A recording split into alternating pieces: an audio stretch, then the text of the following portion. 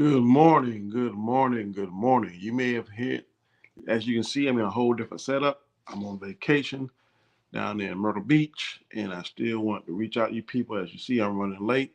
I didn't have my desktop computer to do this on, so I'm trying to do this from my phone. It's a little bit difficult, but we're going to go ahead and make it do what it do anyhow. Thank you all for joining me. Let's go ahead and start walking this morning on the road to wisdom, and let's go ahead and get into it.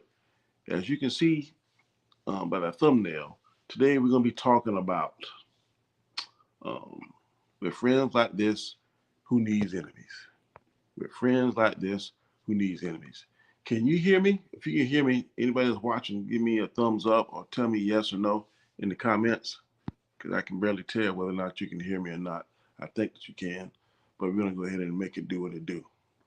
Um, you know what a friend is? A friend is someone that sticks by you in times are hard and times are good. They're not necessarily related to you or have any kind of romantic relationship with you, but there's someone that when you call, they pick up the phone. When you ask for help, they do it. When you're doing stuff right, they encourage you. When you're doing stuff wrong, they chastise you. But still, they're your friend. You can call them, and they're your true blue friend. Today, we're going to talk about friends. And some friends, like I said, all friends should be true blue. But there are some friends that try to act like they're true blue. And then when the stuff really hits the fan, or there's really some kind of strife or some kind of issue or some kind of conflict or some kind of illness or something, then they don't stick around. They just scatter to the winds. You might hear from them, you might not. They might pick up the phone when you call, they might not. They might come and visit you in the hospital, they might not. Might come visit you in the jail, they might not. They might come visit you somewhere that you think they would, but they won't do it because they want to distance themselves from you because they feel like, I don't know, man, this ain't a good look. I can't believe he did this. They feel like, but guess what? They're not your friends. There are some people right now I'm talking to in this audience. I'm talking to right now knows what I'm talking about. And there's some people that are going to act like your friends, but then when stuff really gets tight, then they're not going to be there for you. And that's very unfortunate because um, friends are something that we all need, I think, in our life. And we all should strive to at least have one good friend. More than that, but one true blue friend. I have four true blue friends, not counting my family, of course, but four true blue friends that I depend on. And I know that when I call them, they going to have my back. They going to tell me, Danny, yes, you're right. What you thinking? Well, Danny, no, you're not right. You need to do this, this, and this. Just going to be honest. Because when I ask them, I need the honest opinion. What do you really think? I know that these individuals are definitely going to tell me what they think. Um, the story I want to talk to you about today, excuse me, I'm trying to send this out to some other people, so please bear with me, um, is about Job. And we all know the story of Job. We know that Job was a very influential man. People respected Job. Job was like E.F. Hutton back then in biblical days. What's up, Tony Brown? How you doing? Job was like E.F. Hutton in the biblical days when you know the commercial when E.F. Hutton talks, people listen. But when Job talked, people listened. He was very revered. When you go to a town, people say, and he starts speaking, people say, be quiet. Job was about to speak. Let's see what he's going to say. Job was very wise, very influential, a very righteous man, um, very high with integrity.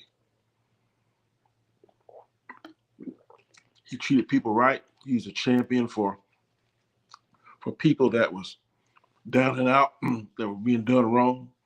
Job would always come to a reasonable and a fair um, resolution to the problem of the issue. Well, according to the Bible, I'm not going to paraphrase a lot of this stuff. So I'm not going to quote scripture, but I know the story and I'm going to read it. I'm going to regurgitate it to you in a way that I think that you will understand it. Now, according to the Bible, there was a great meeting in heaven and God met with his angels. God allowed Satan to come to this meeting. And as they were in there meeting and stuff, God looked at Satan and said, hey, I got one person down there. His name Job. He is loyal to me. He is faithful to me. And he is everything that I want for a worshiper or a human to be. The devil looked at him and said, okay. But the reason he's like that, Lord, because you protect him. Let me get a crack at him. See, I think I can shake him. I think I can make him curse you. Jesus like, okay, do anything you want, but don't kill him.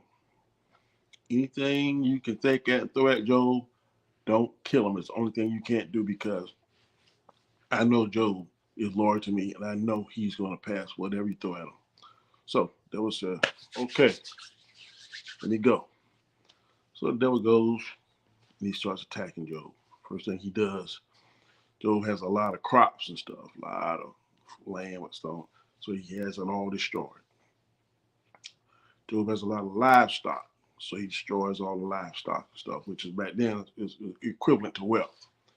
Job had a lot of servants, and he destroyed most of the servants, all except maybe one that was at the livestock, one was with the crops, and one that was with the rest of the servants, so they could all run back and tell Job what happened. He did all that. Now those three things: the crops, the servants, and the animals, in one day. Fourth thing he did was all of Job's children were at one of their siblings' house eating lunch, dinner, whatever. They had a great meal. And the devil caused the house to fall on itself and kill all 10 of Job's kids. So Job got all that information in one day. They would hit him hard with one day. Four body blows. Boom, boom, boom. Killed his children, all 10 of his children, his servants, livestock, and his crops. So they come back, told Job all this happened, and Job was like, he just beside himself. He so distraught himself, he started taking off his clothes, tearing his clothes. Lord, please help me. Start praying to the Lord. Never curse the Lord, because the devil said he can make Job curse the Lord, but Job never cursed. Never curse the Lord. He just prayed to the Lord, asked for strength, asked for Lord understanding. Please get me through this. My Lord, what did I do? Why did you forsake me? So, in comes Job's friends. This is the part I'm talking about. With friends like these right here that I'm about to tell you about, you don't need enemies. Now, like I said before, Job was very revered. Pillar of the community. People listened to him when he walked. People listened to him. He was a champion for everybody. He was a righteous man, and full of integrity. Did everything by the book. Was fair, honest, all that stuff. So, friend number one comes. And his name is Eliphaz. I think I'm pronouncing that correct. So Eliphaz comes to Job, and he's talking these questions. Well, Job, surely you did something wrong, because why would the Lord do this to you? I mean, all this stuff, you have all your lands, all the stuff with your people. Why would he do this to you? Surely you done something wrong. You must have sinned. You did something. You need to repent. Job, like, no, I didn't do any of that. I don't know why. I say to you that I'm the same Job I was today as I was yesterday. I don't know why the Lord is doing this, but I'm sure the Lord will reveal it to me. He'll make a way. I don't understand what I did now, but I've done nothing wrong. I'm not guilty of anything. So boy, Eliphaz ain't really believe him. So in comes second friend, Belial. I think I pronounced correctly, Belial. So Belial's a little bit younger than Eliphaz. So Belial comes in like, hey, Job, what's up, man? Tell me what you did, because surely you did something wrong to cause God to do all this to you, man. He took your kids, he took your crops, he took your money, he took all this. What did you do, man? You got to confess. You're being a hypocrite, man. All the stuff you preach and stuff, you're not actually doing it yourself. This is why God is punishing you. You got to do it yourself. So come on, man, tell me what's up. So Job says again, look, I ain't did nothing wrong, man. I'm telling y'all, I'm the same Job that I was yesterday as I was yesterday. I've done nothing wrong. I don't know why God is doing this, but I'm innocent. But I know God will know what he's doing. He doesn't make mistakes. It's just something that I got to go through. I don't understand it now, but I'm pretty sure God's going to reveal what He's going to do. And like I tell you, God moves and does things a whole lot different than the human mind can even comprehend. So, third friend comes. His name is Zophar. So Zophar comes and he's like, Joe, come on, man. You did something wrong. Tell me. You can tell me, man. We boys. You can tell me what you did wrong. Supposed to be a friend now. But he automatically coming there thinking, all these guys supposed to be Joe's friends. But they're automatically assuming the wrong thing, that he did something. Because it's human nature to assume that when something bad's happened to you, that especially if certain bad things happen to you, that you automatically guilty you did wrong. We see that a lot in today. You are guilty, you are innocent, and got to prove your guilt. No, correction. You're supposed to be innocent to proven guilty, but now they automatically think that you're guilty and you got to prove your innocence, and that's crazy. No, I'm not guilty. This is what Job was saying. I am not guilty. I know it may look a certain way, it may sound a certain way, but I'm telling you, I did nothing wrong. But I trust in God, because God is going to get me out of this. Job always stuck to that. So, like I said, Zophar is there, three friends are there. They come back several times. I want to think two of them came back three times total, and one only came back twice. If I'm not mistaken, Ballad only went twice. But those friends doubted him. They accused him of doing this, accused him of doing that. And he was like, oh, I didn't do this. I didn't do this. So the devil comes back in a second meeting they have in a heavenly meeting. And the devil said, Job is a little tough to crack, Lord, but I think I can do it. Let me touch him. I done touch stuff outside of him, but let me touch him directly. I said, okay, you can touch him directly, but like I said, you can't kill him. Do not kill him. So the devil put some kind of disease on him where balls and stuff coming up, and the balls on his skin, and it has a very bad odor. So much that Job has to leave the house. And Job's wife, she's starting to jump on that train too. Why don't you just curse God and die? Just curse him and die, because look at you now. You got nothing now. You're one of the most powerful, influential, rich man in the land, and now you're down to nothing. Just curse God and die. Job said, I ain't doing that. He said, I don't know why I'm being put through this, but God is my God. He's the King of Kings. He's the Alpha and Omega, and I'm not going to curse him. I know he's gonna get me out of this. So Job goes through this for a while. His friends talk to him. Then there's a fourth individual. His name is Elihu. Elihu is very arrogant. And he just goes in on Job, saying that Job was prideful, that because he was so powerful and wise and stuff, he let that go to his head. And then God is chastising him and punishing him for being prideful because of his influence, his power, the power that he had, the wisdom that he had. He's too prideful on that. So God is trying to take him down. Now, this guy was a fool. Elihu, he didn't know what he was talking about. But Job was patient with him. Job told him, hey, look, I hear what you're saying, but I ain't none of that. I'm a faithful believer of God. I didn't do anything wrong. You and my boy Zophar, my boy Belad, my boy Eliphaz, all y'all saying that I'm hypocrites, that I'm doing something wrong, I'm not living right.